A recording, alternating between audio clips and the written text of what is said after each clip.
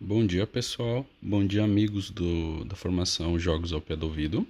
Eu sou o Erickson Jones Lima e estou fazendo esse vídeo complementar para ajudar no material que foi postado na nossa plataforma. Então, eu vou estar apresentando um pouquinho sobre a consciência fonológica, mas também sobre o projeto Jogos ao Pé do Ouvido, que é um projeto que já existiu por muito tempo. Tá bom? Vamos começar? Então, assim, complementando as ideias lá da formação, todo mundo que vivencia a experiência de estar na escola, tanto pública quanto privada, a gente sabe que nós viemos de um sistema mecânico e repetitivo, onde a gente coloca as crianças em frente a um alfabeto, em frente a uma exposição ao código alfabético, na expectativa de que ela se aproprie. Ok? Então a gente geralmente, enquanto método tradicional, a gente faz isso de forma mecânica e isso faz parte, isso está incorporado ao nosso sistema de escrita, né? Porque o sistema de escrita é um sistema que existe há mais de 2000 anos e ele projeta realidades e ideias de um sistema de conotação que tem mais de 2000 anos, então muita coisa não se aplica à nossa realidade. Então, nesse sistema mecânico, a gente leva as crianças a memorizar, a aprender que isso é isso através da repetição e da memorização. E falta, as crianças carecem de compreender a lógica do que a gente está explicando, o porquê que a gente está explicando, o porquê que determinadas coisas têm que acontecer dessa forma. Então, não compreendendo a lógica que relaciona as partes pronunciadas e a sequência das letras. Muitas vezes a gente percebe que os professores às vezes nem sabem o fonema de todos os grafemas que eles ensinam. Então, eles vão ensinar B, eles dizem que o som de B é B e não B. Então, isso é um fator de confusão das crianças. Ok? Continuando, que eu já adiantei essa parte. Então, eu tinha comentado num áudio, que eu acredito que está em todos os grupos, sobre como que eu conhecia a consciência fonológica. Então, só recapitulando, eu tinha um aluno que, além de disléxico, ele tinha um transtorno fonético, e a forma dele falar se refletia na forma dele escrever, e por conta disso eu fui procurar metodologias e encontrei a consciência fonológica. Então a gente iniciou o projeto em 2012, né, de forma bem tímida. Em 2013 a gente deu um salto gigante assim no projeto, foi bem bacana. Então, o que acontece na consciência fonológica? As pesquisas, algumas eu coloquei lá numa outro material, mas existem várias pesquisas que comprovam que a compreensão do princípio alfabético deve entender que os sons da fala estão associados às letras. A verdade a compreensão do código alfabético, ela acontece ou ela é possibilitada quando a criança percebe que aquilo que ela vai reproduzir graficamente tem alguma semelhança com a forma como ela fala. Então, de uma forma um pouquinho mais formal, num aspecto mais formal, mas existe uma relação entre os dois, que esse código escrito e alfabético, ele é uma evolução do nosso processo de fala. Então, ela pode iniciar essa manipulação desses aspectos formais da fala. Se essa identificação antecipar a fase da alfabetização, a criança apresentará ganhos nesse processo. O que isso quer dizer? Isso quer dizer que os estudos, principalmente de pré-escolares, nas habilidades de consciência fonológica, demonstram um avanço significativo nas crianças no processo de alfabetização, porque eles já constroem uma base fonológica e cognitiva que dá conta de depois assimilar esse conhecimento do código alfabético. Diferentes pesquisas também têm apontado o papel da consciência fonológica para a aquisição da leitura escritas em escritas alfabéticas. Vamos lembrar que o português é uma escrita alfabética, mas quando a gente fala, a gente está falando de estudos que são mundiais, então às vezes está falando do chinês, por isso que a gente ressalta que são escritas alfabéticas e geralmente como português.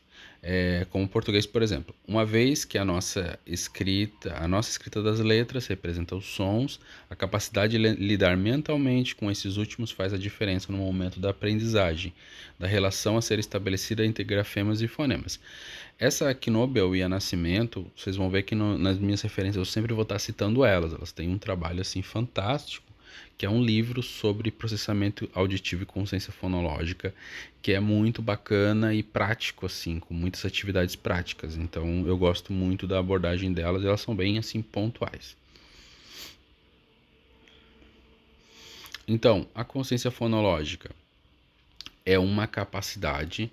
Na verdade, a consciência fonológica é um campo de estudos da metalinguística, né, que estuda essa relação metalinguística, e a metalinguística é essa possibilidade do código, que o código projeta no próprio ser humano. Então, o ser humano tem uma capacidade metalinguística que se desenvolve a partir da construção de um código, né? Porque antes, no início da nossa civilização, a gente se comunicava nem por falas, só por gemidos, depois por falas, mas a partir do momento que a gente cria uma escrita, o ser humano também adquire essa capacidade metalinguística de analisar esse código, de perceber esse código, e esse código tem relações com a oralidade. Então, no ser humano, a consciência fonológica refere-se à habilidade de refletir sobre as características sonoras das palavras e manipular os sons da fala de forma consciente. Então, durante todo o método, a gente vai ajudar a criança a manipular algo que está dentro dela. Por quê? Porque quando ela chega com 7, 6, 5 anos, 4 anos, ela já tem uma bagagem de vivências e de conhecimentos de mundo, de vocabulário, que podem ser muito explorados para a aquisição das habilidades de consciência fonológica e, em sequência, das habilidades relacionadas ao código alfabético, para poder relacionar esse fonema ao grafema, as sílabas, as palavras, as frases, mas isso geralmente não é considerado no contexto escolar. Então, deem uma reparada nessa cadeia da fala. Qual é a frase que a gente tem aqui? Será que alguém consegue me dizer? Vamos ver se vocês adivinham. Vou dar pouquinho tempo, porque nessa apresentação eu tenho que... não posso ficar muito parado numa tela, senão ele bloqueia. Ó, a gente tem sapo, a gente tem lava, totalmente a ver com coronavírus agora, e pé. Qual que será que é a nossa frase? Ó, o sapo não lava o pé, ok? Então, a consciência fonológica, ela dá possibilidades da gente identificar os itens lexicais, não só os itens lexicais, mas transformar a nossa cadeia de fala em itens sintáticos para analisar palavra por palavra. No começo da alfabetização das crianças, eu coloquei ali um pouquinho no documento, é muito comum que elas hipersegmentem ou hipossegmentem, então juntem demais ou separem demais, porque elas entendem que existe uma lógica no escrever, mas elas ainda não sabem o qual. A primeira ideia da consciência fonológica é a gente ajudar elas a identificarem o que é uma palavra. E a gente faz isso transformando ela em códigos, né, símbolos, né, e códigos, e permitindo que elas contem, manipulem, peguem, pensem essa palavra, porque quando a gente vai explicar, a gente explica através de um escrito e de espaços que são invisíveis. E aí isso é difícil para elas.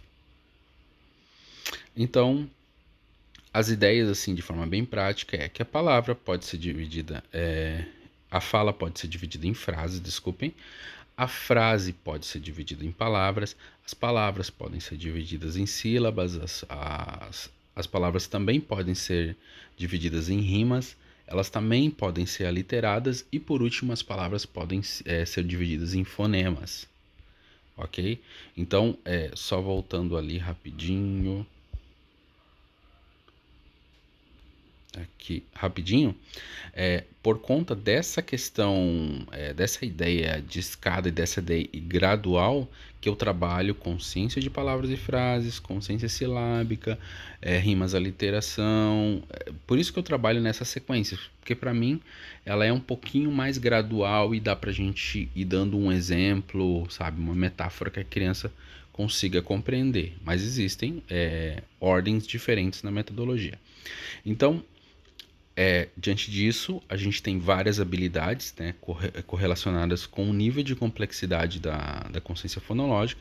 E no exemplo, sapo não lava o pé, o que a gente tem? Eu não aprofundei naquela. Deixa eu só falar dos pontos que tem ali. Então, no sapo não lava o pé, eu pensei que ele ia ir em cada um deles, mas já foi. Então, no sapo não lava o pé, na consciência de palavras e frases a gente trabalha por palavra. Então, a gente possibilita a criança construir, seja por figuras, seja por objetos. Assim, a gente construir frases com objeto é muito rico com a criança. Ela tem um material concreto ali muito rico de variedades do que ela pode manipular e explorar. Também pode ser por fichas, por material impresso, por palavras escritas. Num primeiro momento, pela minha prática, eu não recomendo. Eu prefiro trabalhar com os jogos, com material concreto mesmo, para depois, no final da metodologia, a gente ir para palavras. Então, na consciência de palavras e frases, a gente trabalha as palavras. Na consciência silábica, a gente trabalha as palavras divididas em sílabas. Então, trabalha do nível da palavra para sílaba. Por exemplo, pé, para descobrir que pé tem só um som. Sapo, para perceber que tem dois sons. Ali eu coloquei o exemplo da lagoa, para perceber que tem 3 sons. Lagoa. E aí, nessa habilidade silábica, a gente trabalha análise, síntese, identificação, manipulação, transposição, todas as operações silábicas. É uma das fases que existem mais possibilidades de intervenção. E na rima, a gente trabalha o início da consciência intrassilábica, que ela é mais que uma consciência silábica, ela expande a questão da sílaba, não é só a palavra dividida em sílaba, ela pode ser mais.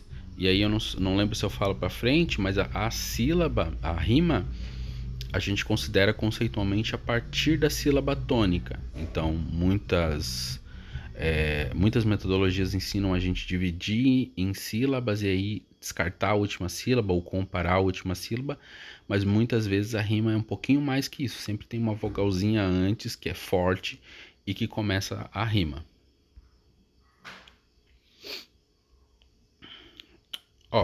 Aqui já dando outros exemplos. Então, a ideia é que a frase pode ser dividida em palavras.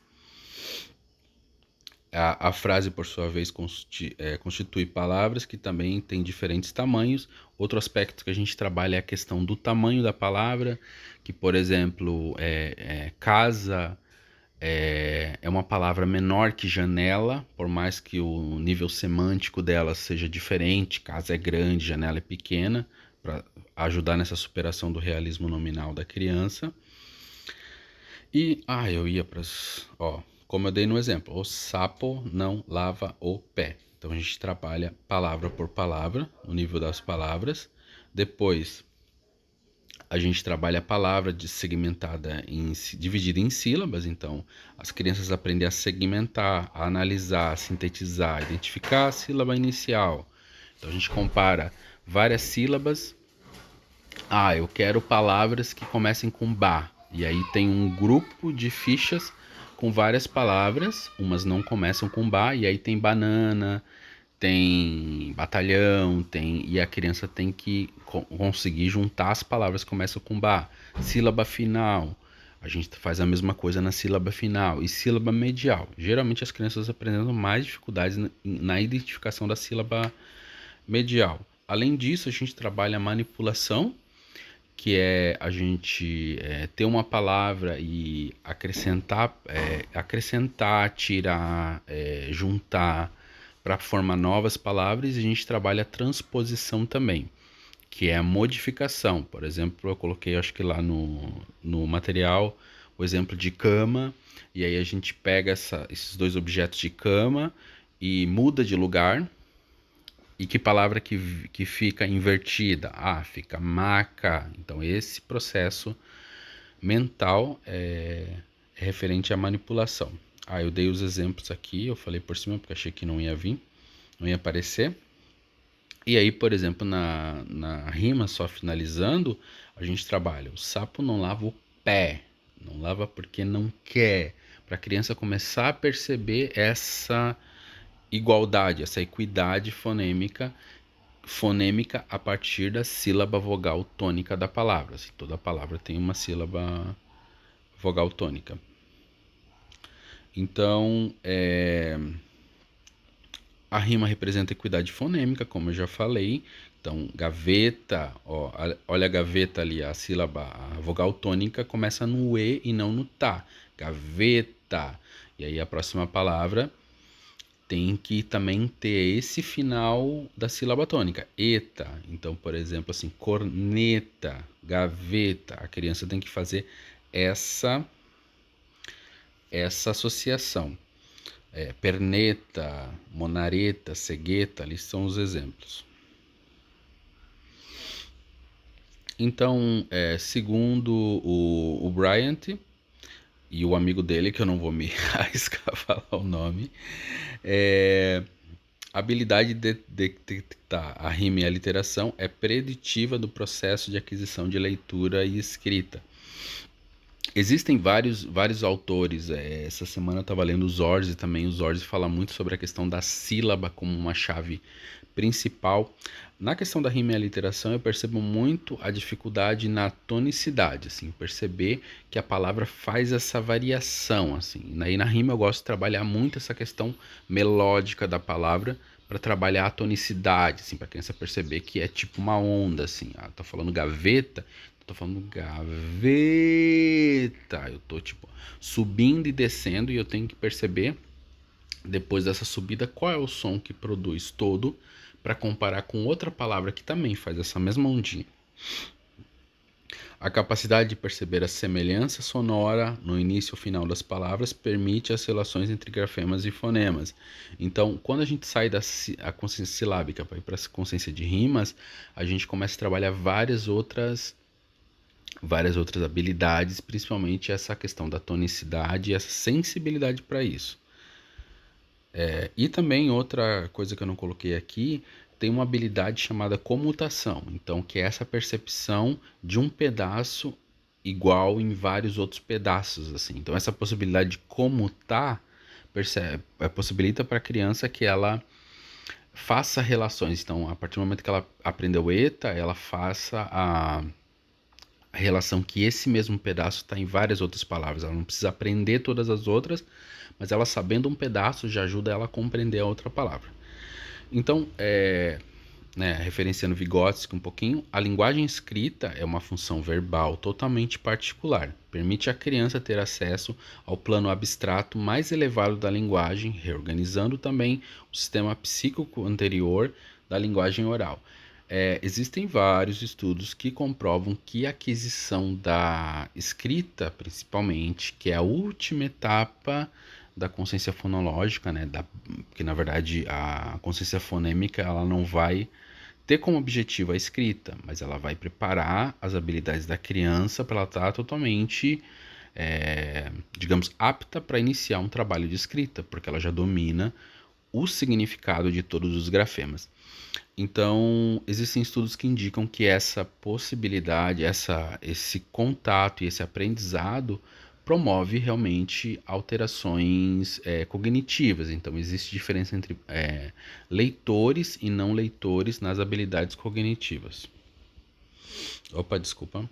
Esse Messenger eu não desinstalei. Tá, não tem videozinho, tá, povo de Deus. E por último, a consciência fonêmica. E por último, a consciência fonêmica.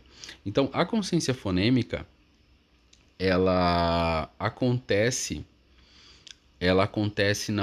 intervenção dela ocorre quando a gente, no mínimo, domina todos os fonemas, né?